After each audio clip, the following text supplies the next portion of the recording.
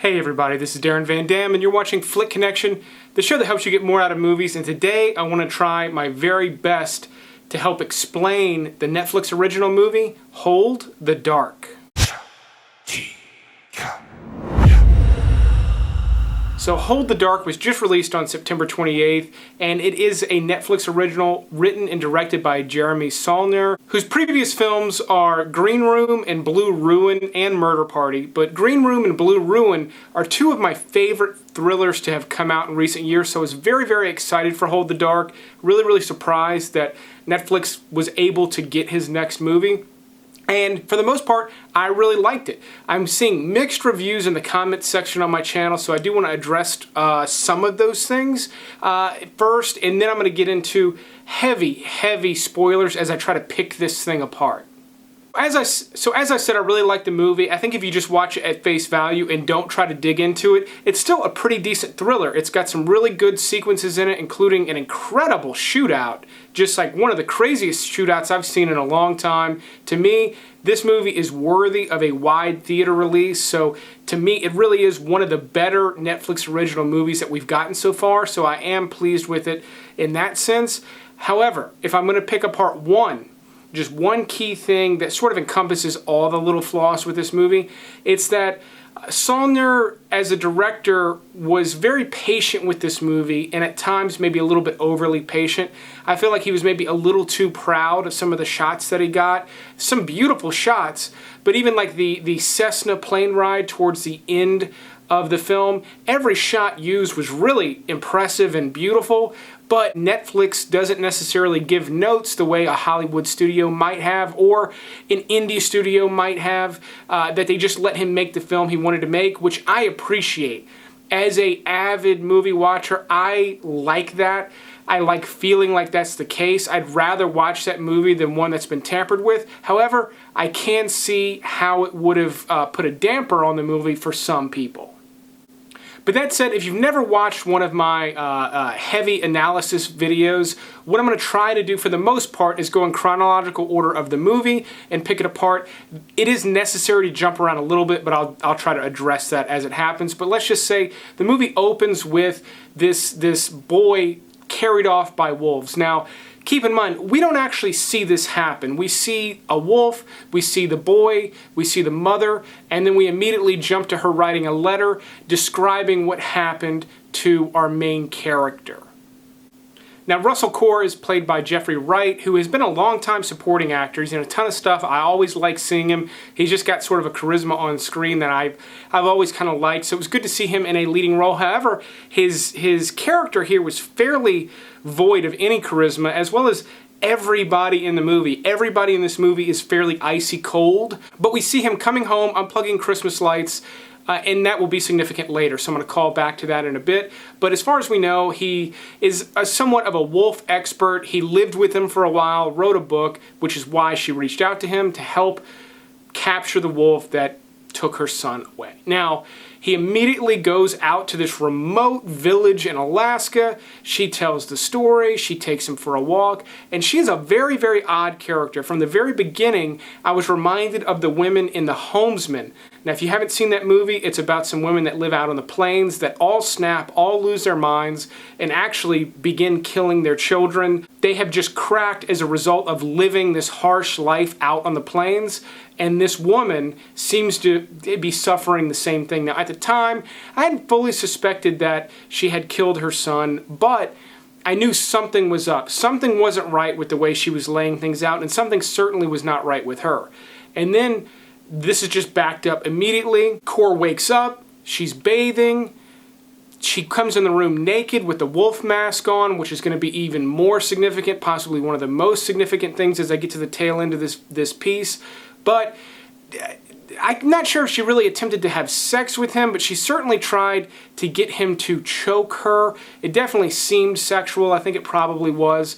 Doesn't go anywhere, and then we're just, we wake up in the morning, and he's off on his venture.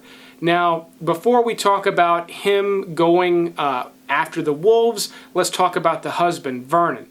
Now, he is in Fallujah, which is one of the most hostile territories in the war right now. Before we even see his face, He has killed multiple people in battle, obviously, but he is a killer before we ever see who he is. And then that sequence is immediately followed up with him finding a woman being raped by a fellow soldier who he then almost immediately murders. And I say almost immediately because to me, he didn't appear to have any sense of urgency and any real sense of care for the woman's well-being. To me, he seemed very much like a predator that spotted prey, spotted a kill, and decided to go for it, and he stalked his prey. I found that to be very interesting. Yes, he saved the woman from being raped, but she was continued to be raped for another solid minute while he crept up in there with his knife. And another thing about this movie, and any Saulnier movie so far, is, man, is it bloody. Now, I really appreciate this. Anytime somebody gets a major wound, arterial blood is just spraying from it. The reason I like that is not because I'm morbid and dark, even though I might be. It's because it feels real. And to me, violence feeling real and turning your stomach and turning you off is important in movies, whereas the opposite, when a room of people is just gunned down in a PG-13 movie and there's not a drop of blood, to me, that's more mind-warping than seeing the reality of murder and just slaughter, which you get a lot of in this movie.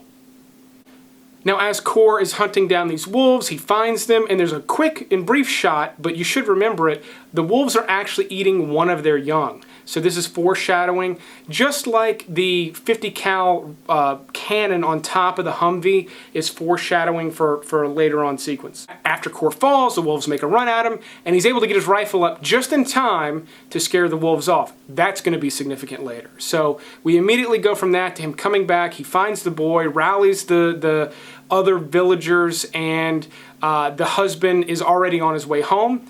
And then at this point, I find something very significant. His friend, the chief, we'll call him, is waiting in the airport with a giant Bowie knife. To me, this wasn't necessarily significant for what's about to happen. To me, this does seem like something that's just done up there. You need a knife on you almost at all times when you live like that. And he would have been doing that regardless of the current situation. Now, we do get a shot of them riding in the truck, and they're just dead silent. It's a fairly long shot, and neither one of the two men are talking to each other. In fact, they barely say a word to each other for the entire movie. Now, this is important because while this may seem like a wasted shot and just another opportunity where the movie's kind of slow, like why do we need to see them not talking? It's because it indicates that they understand each other.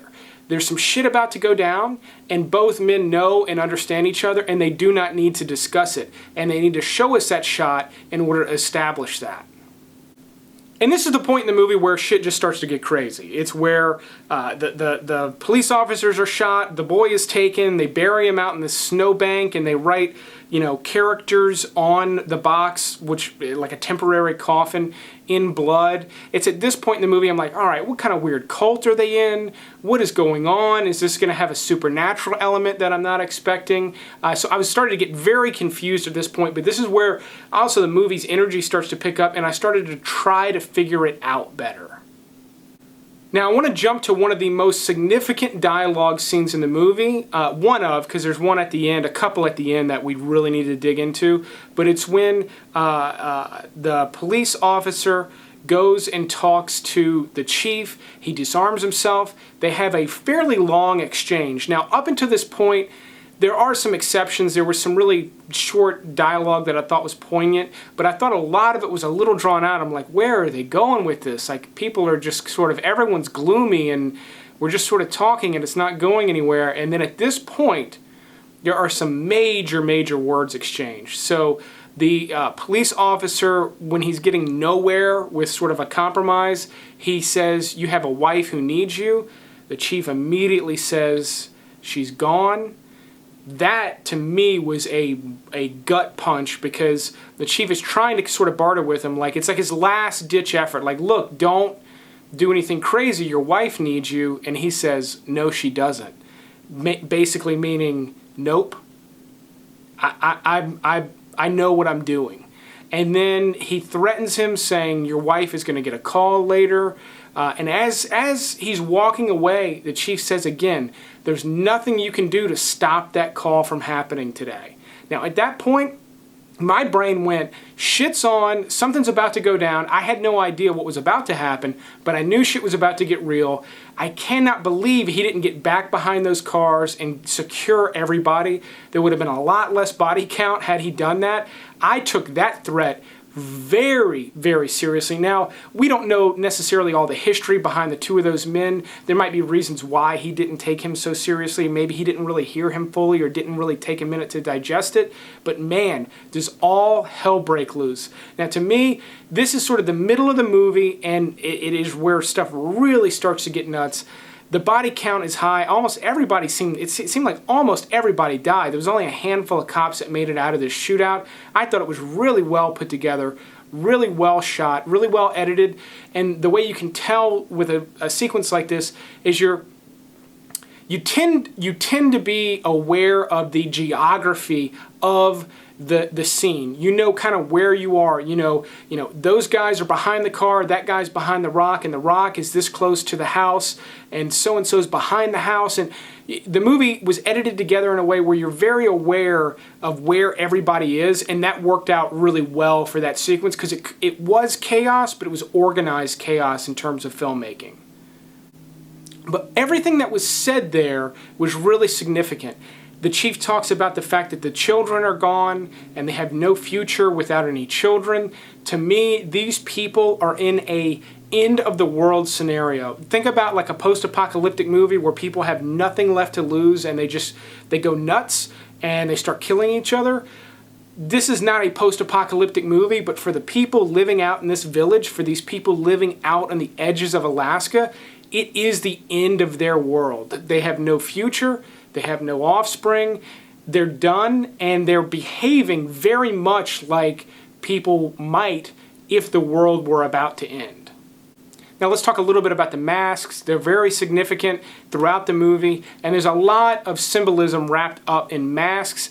There's a lot of time that could be spent on this, and I have not had the time to dig too deep into it, but you could say that the mask, the wolf mask, is their true face. And the face that you see, their flesh, is sort of the mask that they project to the world to blend in with humanity. Because these two people, which we also, or at least hinted at, are told that they're probably or possibly siblings. I don't know that actually plays into why they are the way they are so much, other than the fact that they might be siblings because they're part of this like dying a small population out on the edge of the world, and they've essentially, as far as I can tell, I'm jumping ahead a little bit, but they have transformed into something different than human. Not in a supernatural sense, which is kind of where I thought the movie was going a little bit, but certainly in a figurative and a psychological sense, and the mask is a representation of that. Never seen anything like this before.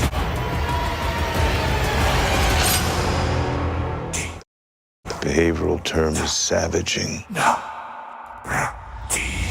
We're not talking about animals here, Mr. Core.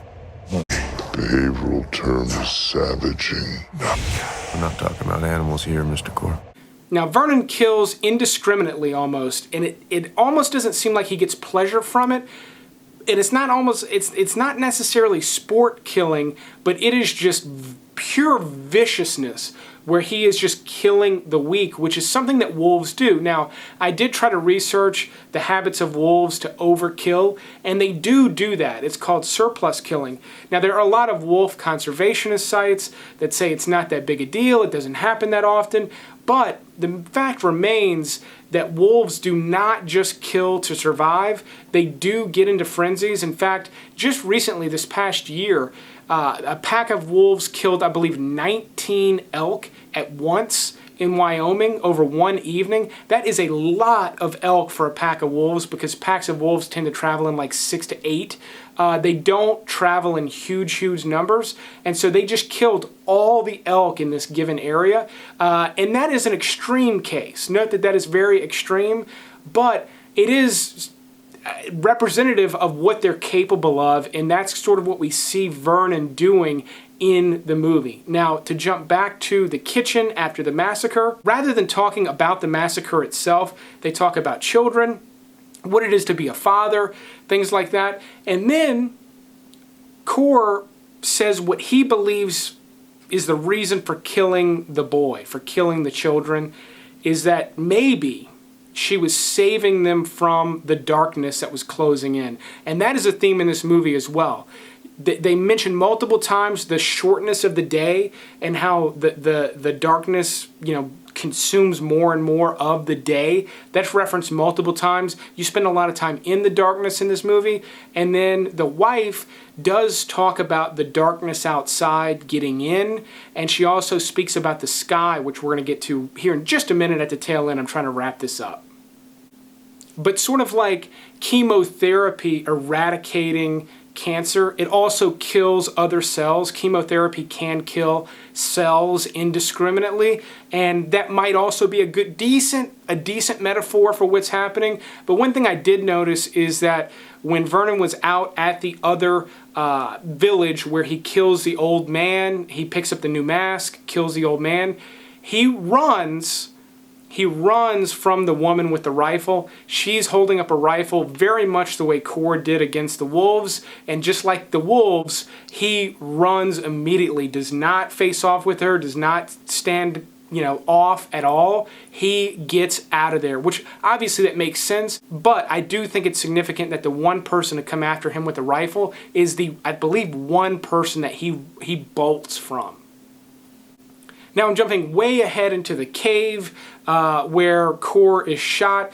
No vitals were hit. An arrow like that would have gone in fairly clean. It would have come out. He eventually would die from a wound like that. But if it didn't strike his heart or any vital organs, it's a hole through his body that he's not necessarily going to bleed out through. So it does make sense that he would have lived from that, at least for the time being. But she appeared as if she just expected Vernon to embrace her, and he does not. He goes for the throat very much like a dog or a wolf would, and then they sort of somehow, again, not through a supernatural means like telepathy, but through some sort of understanding, come to understand each other, and they now are going to embark on this new chapter as these different beings. Again, I do not believe it's supernatural. I believe it's figurative, but they are no longer human like you and I are. They no longer fit in with our society, and they're leaving society, and I believe that they're going to go bury their son. We see two, and only two wolves running through the woods as the camera cuts back and forth between that and them the last time we see them. I think they're going off to live in the wild. I think they're probably not going to make it very long. Longer than most people, but probably not very long. That's my assumption, that they are not going to get eaten by wolves. Core is also not eaten by wolves. He is spared by them. He is immediately spared by the wolves, which the wolves also represent them. So there's that element. And then there are some significant, trade-offs in the cave. Core says they're looking for you, which he just means the authorities are coming for you. They're looking for you. And Vernon says, you found me. So, that's vague, but I think it's fairly significant in that you now know who and what I am. You found out what I am, and I think he really did know because he is the wolf expert, which is a reason why she wrote him the letter in the first place, so that he could come be witness to their transformation is not quite how I want to say it, but at least be witness to and possibly be able to tell the story of them, which before I get to that, she then says, the last significant thing before I get to the very end, which I know a lot of people are confused about, she says, now you understand about the sky, don't you? And I think that really is just a reference to the darkness closing in and trying to hold it back. I think that's what she's talking about, the significance of the darkness of the sky, the difference between the light and the dark, and how out there where they are, it's more dark than light. Now, we go to the hospital where he wakes up, he's with his daughter, who he's talked about multiple times. He's wanted to see her, he said multiple times, and she says, what happened? He says, "I'll tell you," indicating he's going to tell the story, which is why he was called out in the first place. And then the movie closes with Christmas music. Now, there were no other references to it being Christmas other than the fact that a couple of people say, wait, end of the year, things like that. Like it's vaguely, but for the most part, the village has no Christmas lights. There's no signs of holiday joy. In fact, the first time we see Core, I already said, he's walking up to his front porch. He unplugs his Christmas lights. They go out as you hear her reading the letter. So that to me is the joy being cut off throughout the duration of the movie. And then as he's reunited with his daughter, the joy comes back on as signified by the Christmas music. So to me, that's what I gleaned from this movie. I liked it a lot. It is going to be a difficult rewatch because some parts of it were so slow, but I do think I will rewatch it, and I do stand by the fact that I think it's one of the better Netflix original movies. Let me know what your thoughts are. Let me know what you picked up from the movie, because by no means is this the full story, but I will keep making videos like this as long as you keep watching them. But thanks for watching this one, and you will see me on the next one.